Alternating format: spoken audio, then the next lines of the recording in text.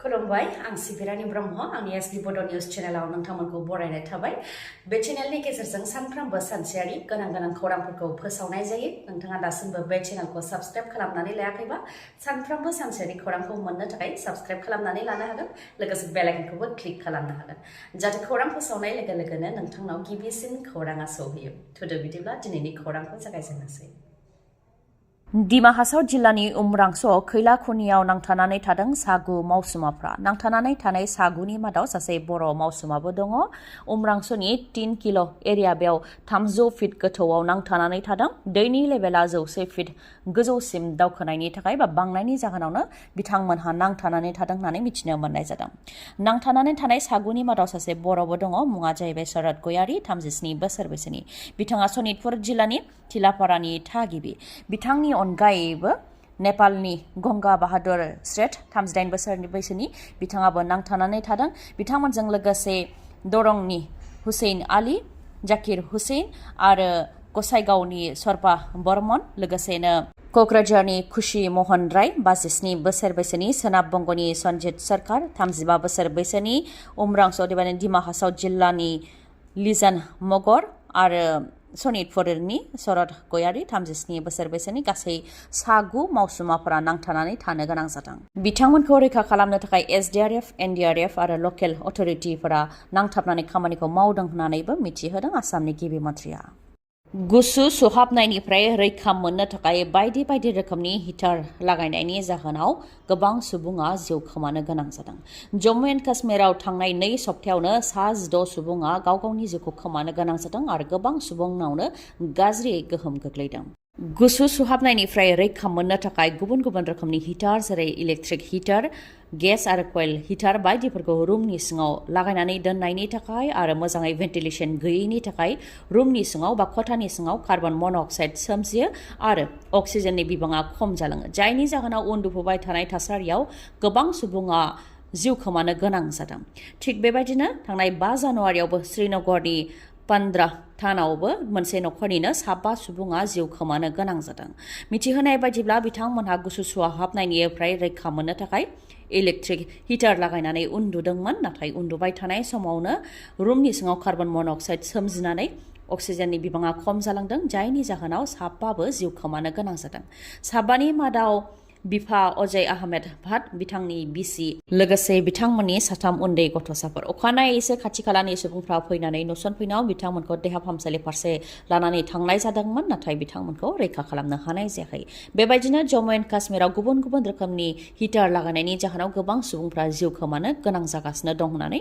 रिपर्टआव मोननाय जादों छत्तीसगढ़ाव माओवादीनि गाग्लोबनायजों फिन आरोबाव 60 जवानफोरा जिउ खोमानो गोनां जादों छत्तीसगढ़ पुलिसनि डिस्ट्रिक्ट रिजार्व गार्डनि जवानफोरमोन बिथांमोनहा 60 जिउ खोमानांनायनि मादाव सासेया बिथांमोननिनो गारि सालायग्रामोन आईडी दोननानै बिथांमोननि गारिखौ बेफ्रुसारहोदों आईडीनि गेजेरजों बिथांमोननि गारिखौ बेफ्रुहोदों उदखारिफ्रा बिजापुर जिल्लानि बेद्रे कुत्रु लामायाव जानो मोनदों बे गाग्लोबनाय जाथाया फोरमायथिनो गोनांदि थांनाय 3 जानुवारिनिफ्रायनो छत्तीसगढ़नि माखासे जायगाफोर जेराव उदखारिफोर थायो बेयाव अपारेशन खालामनाया जागासिनो दङ जेरै नारायणपुर बास्टार कन्डागाव आरो दान्तेवाडा बेफोर जिल्लाफोराव अपारेशन खालामनाया जागासिनो दङ बिथांमोनहाबो अपारेशन खालामखांनानै स्कर्पिय गारिजों फैफिनगासिनोसो दंमोन बे समावनो माओवादीफोरा बिथांमोननि सायाव गाग्लोबदों अदेबानि आईडीनि गेजेरजों गारिखौ बेफ्रुहोदों जायजों 60 जवानफोरा जिउ खोमानो गोनां जादों 60 जवाननि मादाव सासे बिथांमोननिनो गारि सालायग्राबो जवानफोरनि जिउ खोमानांनायनि अनगायैबो थांनाय 3 जानुवारिनिफ्राय दासिम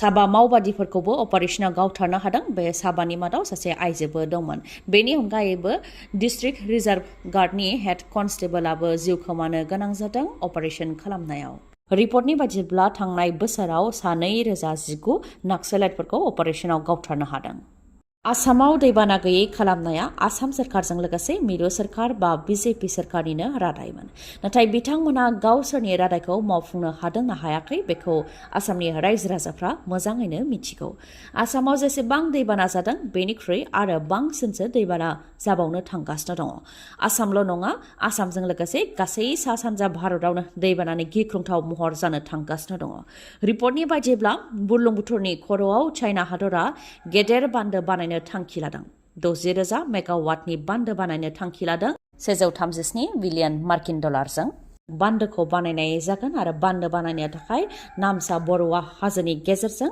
नाला खालामनानै बुरलुंबुथुरनि दैखौ 20 किल'मिटारसिम लानानै बान्दोखौ बानायहैनाय जागोन।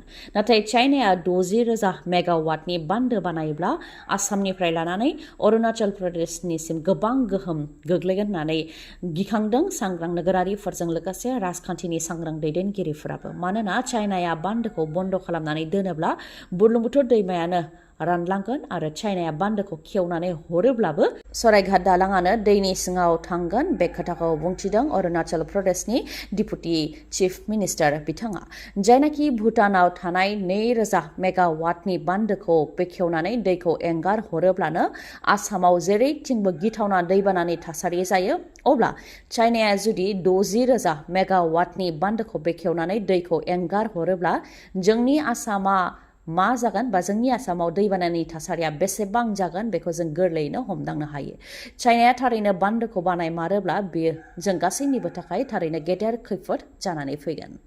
सासे सुबुंनि दान बान्थाया 1 लाख रां, नाथाय धोनि दिन्थिनो थाखाय 55 लाख रांनि फर्चुनार गारि लादों आरो 48,000 दानफायाव EMI होयो।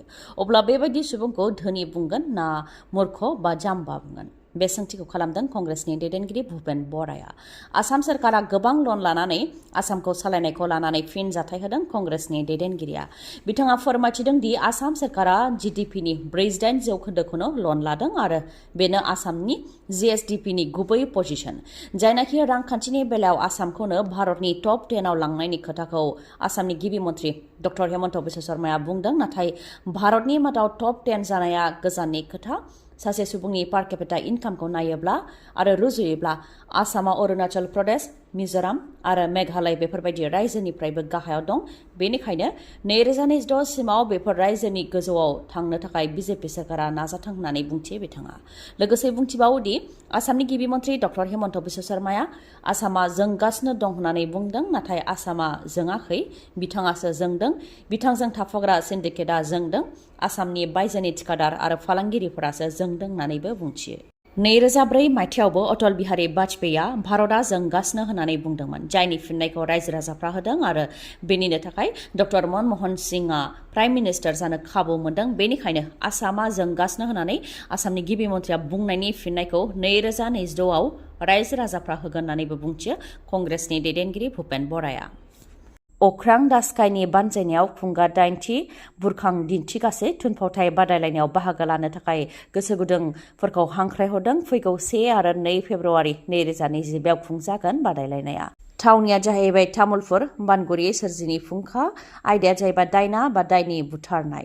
गोसो गोनां बिथांमोना जाहाथे फैनानै बादायलायनायाव बाहागो लाफैयो बेनि थाखाय हांख्रायहरदों। मुं थिसननायनि जोबथा खालारा 8 जानुवारि। मुं थिसननायनि मासुला 999 रां आरो मुं थिसनखांनायनि उनाव मासुलखौ फिदिंनानै होनाय जानाय नङा। खुंगा 8थि बुरखां थुनफावथाय बादायलायनायाव दिन्थिनाय फावथाया बेनि सिगां जेरावबो दिन्थियै जानो नांगोन। आरिमु साजायनायाव गोनांथि जानाय मुवा बेसादफोरखौ बादायलायनाय जागायनायनि सिगां थाग थियारि खालामनानै लाफैनो नांगोन। खुंफुं आफादनिफ्राय सासे हेफाजाबगिरि होनाय जागोन। बादायारि हान्जाफोरा दामजुफोरखौ लाबोफानो नांगोन। जानाय आरो थानायखौ खुंफुं आफादा राहा लागोन। महरगिरिफोरखौ लाफानानै मोनसे हान्जाजों गासै 20 सोद्रोमा फैफानो हागोन। बादायलायनायनि फिथाइखौ जोबथा सानखालि जोबथा थुनफावथाय जोबनायनि 3 घन्टानि गेजेरावनो फोसावनायजों लोगोसे बान्था राननाय हाबाफारि खुंनाय जागोन। बादायारि दोलोफ्रा बादायलायनाय साननि सानसे सिगांनो थामहिनबा 31 जानुवारि खालारावनो सफैखानो नांगोन। बेनि अनगायैबो थुनफावथायनि लावथाया 25 मिनिटनि खम आरो 35 मिनिटनि बारा जानो मोननाय नङा। जौसाङाव मोनसे बादायारि हान्जानिफ्राय 3नि खम आरो 7नि बारा जानो मोननाय नङा। आरो बेबायदिनो थुनफावथाय बादायलायनायाव बाहागो लानायनि माखासे नेमखान्थिफोर दं। बेखौ नोंथांमोनहा आबुङै मिथिनानैबो लानो हागोन बा खौरांबो लाहरनो हागोन। 7399409826 बे नाम्बाराव फन हरनानै नोंथांमोनहा मिथिनानै लानो हागोन। थुनफावथायाव देरहासारनायफोरनो बान्था होनायजों लोगोसे मान बिलाइ होनाय जागोन। साबसिन थुनफावथाय देरहानायनो 44,444 रां होनायजों लोगोसे मान बिलाइ होनाय जागोन। नैथिया 33,333 रांजों लोगोसे मान बिलाइ मोननो हागोन। थामथिया 22,000 222 रांजों लोगोसे मान बिलाइ मोननो हागोन। बेबायदिनो साबसिन बिथोनगिरि, साबसिन फावखुंगुर, साबसिन फावखुंग्रि, साबसिन देंखो सामलायगिरि, साबसिन आरिमु साजायगिरि, साबसिन देलायहोगिरि आरो साबसिन खसाब साजायगिरि बिथांमोनहा 9,999 राङै मोननो हागोन लोगोसे मान बिलाइ होनाय जागोन। खौरांखौ जोबजासे खोनासंनायनि थाखाय गोजोननाय थाबाय। गाबोननि सानाव फिन गोदान खौरांजों लोगो मोनफिनगोन। दिनैनि थाखाय गोजोन्थों।